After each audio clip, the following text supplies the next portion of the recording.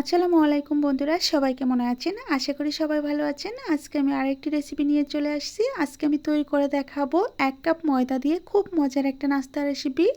আর এই নাস্তাটি তৈরি করতে খুব বেশি সময় প্রয়োজন নেই। হাতে থাকা 5 মিনিট সময় হলে এই নাস্তাটি তৈরি করে নেওয়া যাবে। আর এই নাস্তাটি সকাল বিকেল এবং কি যে কোনো টাইমে আপনারা তৈরি করে খেতে পারবেন এবং কি বাচ্চাদের টিফিনে রাখতে পারবেন। চলুন মূল ভিডিওতে চলে যাচ্ছি।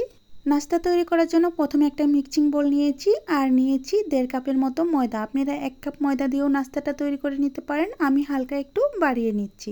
তারপরে দিয়ে দিচ্ছি স্বাদ মতো লবণ। লবণটা দেওয়া হয়ে গেলে দিয়ে দিচ্ছি 1 টিস্পুন হলুদ গুঁড়ো। তারপর দিয়ে দিচ্ছি 1 টেবিল চামচ মরিচ গুঁড়ো। দেওয়া হয়ে গেলে দিয়ে দিচ্ছি 1 টেবিল চামচ জিরার গুঁড়ো। তারপর দিয়ে দিচ্ছি 1 টেবিল চামচ ধনিয়া পাতা কুচি। তারপর আমি এখানে সবগুলো উপকরণ একটা কাঁটা চামচের সাহায্যে ভালোভাবে শুকনো অবস্থায় মিশিয়ে নেব। মিশিয়ে নেওয়া হয়ে গেলে অল্প অল্প পানি দিয়ে সুন্দর একটা ব্যাটার তৈরি করে নেব। দেখেন আমি শুকনো অবস্থায় খুব ভালো করে মিশিয়ে নিচ্ছি, এতে করে ব্যাটারটা অনেকটাই সুন্দর হবে। এখন আমি অল্প পরিমাণ পানি দিয়ে তারপর আমি একটা ব্যাটার তৈরি করে নিব। দেখেন আমি প্রথমে একটু পানি দিয়ে দিচ্ছি, তারপর কাঁটা চামচের সাহায্যে আমি একটু ভালোভাবে পানির সাথে ময়দাগুলো মিশিয়ে নিচ্ছি।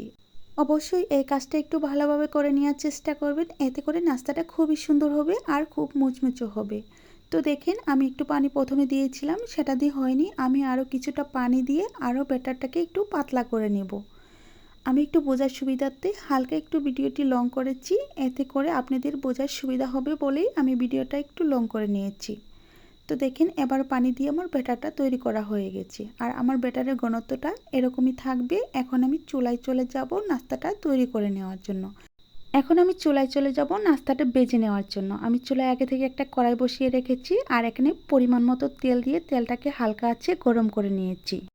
আর এই গরম তেলেই আমি একটা চামচের সাহায্যে 1 চামচ করে ময়দার গোলা ব্যাটারটা দিয়ে দিচ্ছি। আর দেওয়ার সাথে সাথে দেখেন নাস্তাটা কতটা ফুলে যাচ্ছে আর খুব সুন্দর একটা ডিজাইন তৈরি হয়ে যাচ্ছে।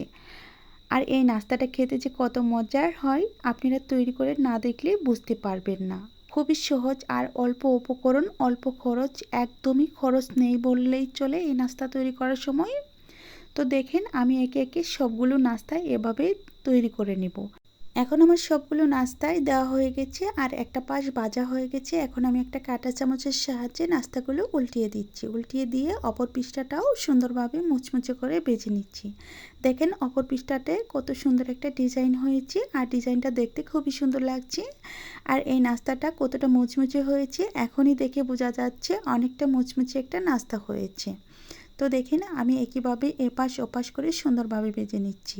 আর ভেজে নিয়ে তারপর নাস্তাগুলো আমি একটা প্লেটে উঠিয়ে নিব। আমি তার সাথে বলছি যদি আমার রেসিপি ভালো লেগে থাকে প্লিজ দয়া করে চ্যানেলটি সাবস্ক্রাইব করে দিবেন আর পাশে থাকা বেল বাটনটি অন করে রাখবেন আমার চ্যানেলের ভিডিও সবার আগে পাওয়ার জন্য।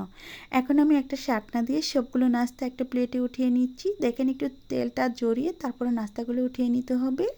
আর একটু কাছ থেকে দেখিয়ে দেওয়ার চেষ্টা করছি। দেখেন কতটা মুচমুচে হয়েছে আর কতটা সুন্দর হয়েছে, কাছ থেকে না দেখলে বুঝতে পারবেন না।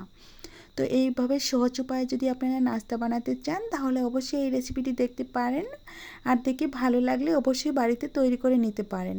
তো আমার নাস্তাগুলো একে একে সবগুলো তুলে নেওয়া হয়ে গেছে। এখন আমি সবগুলো নাস্তা সার্ভ করে দেখাবো সবগুলো নাস্তা কতটা সুন্দর আর কতটা মুচমুচে হয়েছে। দেখেন আমি একটা প্লেটে তুলে নিয়েছি। 1 কাপ ময়দা দিয়ে যে এতগুলো নাস্তা হবে না দেখলে বুঝতেই পারবেন না আর কতটা মুচমুচে হয়েছে। আমি একটু হাত দিয়ে চেপে ভেঙে দেখাবো।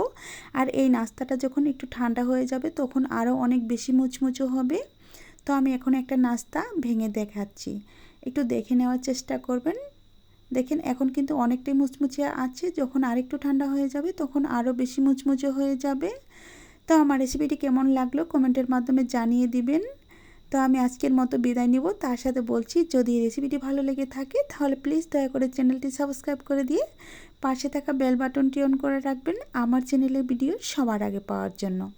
আর যারা অলরেডি আমার চ্যানেলটি সাবস্ক্রাইব করে দিয়েছেন তাদেরকে অনেক অনেক ধন্যবাদ। আজ এ পর্যন্তই, ভালো থাকবেন, সুস্থ থাকবেন, আল্লাহ তাআলার কাছে এই কামনা করে বিদায় নিচ্ছি। খোদা হাফেজ।